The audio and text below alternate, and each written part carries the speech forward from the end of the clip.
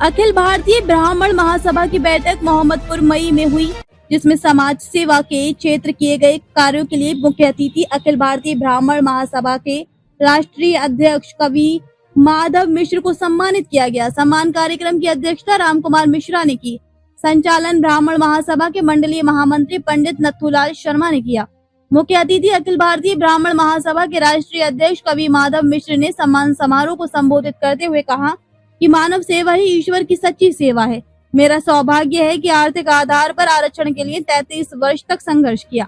2019 में भारत सरकार ने इसे लागू किया। 7 जून 2016 में केंद्रीय मंत्री श्री किरण रिजिजू एवं श्री अनंत गीते चंदोसी संजीवनी पैलेस में आए, जिसमें गरीबों के इलाज के लिए प्रस्ताव दिया, जिसे केंद्रीय मंत्री द्वारा प्रधानमंत्री की बैठक में रखा गया और भारत सरकार ने तब गरीबों के इलाज के लिए आयुष्मान भारत योजना 1 लाख से शुरू की, जिसे 2019 में बढ़ाकर 5 लाख कर दिया गया।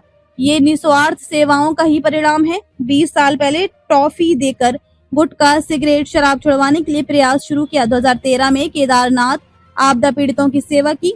हमारे सभी धर्म ग्रंथों से यही प्रेरणा मिलती है कि गरीबों पीड़ितों की सेवा कर अपने को धन्य बनाएं। पूर्व प्रवक्ता पूर्णानंद शर्मा ने कहा कि कवि माधव मिश्र द्वारा समाज के लिए निस्वार्थ किए गए संघर्ष से ही हमारे नई पीढ़ी को आर्थिक आधार पर आरक्षण का लाभ मिला, कि हम सब उनके आभारी हैं। संचालक मंडलीय महामंत्री पंडित नथुलाल शर्मा ने कहा कि कवि माधव मिश्र अपने आर्थिक संसाधनों से ही गरीबों की सहायता करते हैं। ये प्रेरणादायी मेरे विशेष आमंत्रण पर वे आए हैं। जंतर मंतर दिल्ली में 5 जनवरी 2010 को आर्थिक आधार पर आरक्षण के लिए धरना दिया। इस मौके पर रामकुमार मिश्रा, वीरेंद्र मिश्रा, सतीश चंद्र मिश्रा, प्रेम निवास मिश्रा, सचिन शर्मा, सौरभ शर्मा, आशा शर्मा, कमला देवी शर्मा ने भी विचार व्यक्त किए। समाज सेवी सम्मान 2025 से आज आपके लिए सम्मानित किया गया है। क्या नाम है और किस लिए आपको सम्मानित किया गया है? मैं अखिल भारतीय ब्राह्मण महासभा का राष्ट्रीय अध्यक्ष कवि माधव मिश्र एवं सब समाज जागरूकता अभियान का राष्ट्रीय संयोजक हूँ। मैंने 33 वर्षों तक आर्थिक आधार पर आरक्षण के लिए लड़ाई लड़ी, जिसमें 5 जनवरी 2010 में जंतर मंतर पर भी धरना रखा। विभिन्न जनपद प्रांतों में धरना करते हुए महामहिम राष्ट्रपति एवं माननीय प्रधानमंत्री जी को ज्ञापन दिया। उसके बाद 2014 में जो सरकारें बनी उन सभी ने अपने घोषणा पत्र में इसे शामिल किया था। फिर हम बीजेपी की सरकार से हमने यही डिमांड की, वे फॉर्म भरवाए कि आप आर्थिक आधार पर आरक्षण लागू करें। 2019 में वह आर्थिक आधार पर आरक्षण प्राप्त हुआ।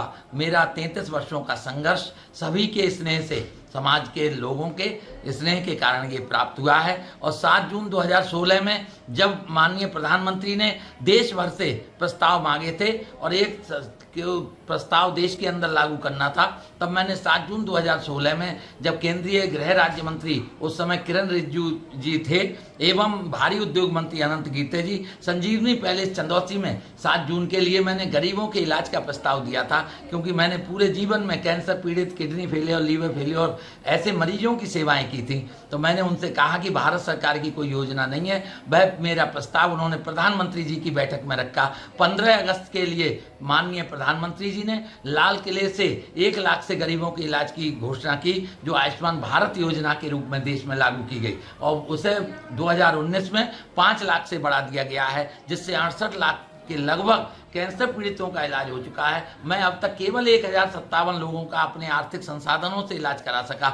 देखिए, माननीय प्रधानमंत्री जी का मैं धन्यवाद करता हूं, दोनों ही केंद्रीय मंत्रियों का धन्यवाद करता हूं कि जो आयुष्मान भारत योजना, जो मेरा प्रस्ताव था, समाज सेवियों से मांगा था और वो मेरा प्रस्ताव देश स्तर पर लागू हुआ। ये मेरी निस्वार्थ सेवाओं का ही परिणाम है जो कि ये लागू हुआ। मैं टॉफी दे करके गुटखा, सिगरेट और शराब छुड़वाने का भी प्रयास करता हूं समाज के अंदर। केदारनाथ आपदा में भी मैंने 2013 में 11 लोगों की FIR मेरे नाम से दर्ज है और मैंने 450 लोग वहां रेस्क्यू कराए थे और मैंने वहां पीड़ितों की सेवा की थी, जिसके कारण मेरे सम्मान बदायूं जिला पंचायत भवन में चांदी के मुकुट से किया गया था।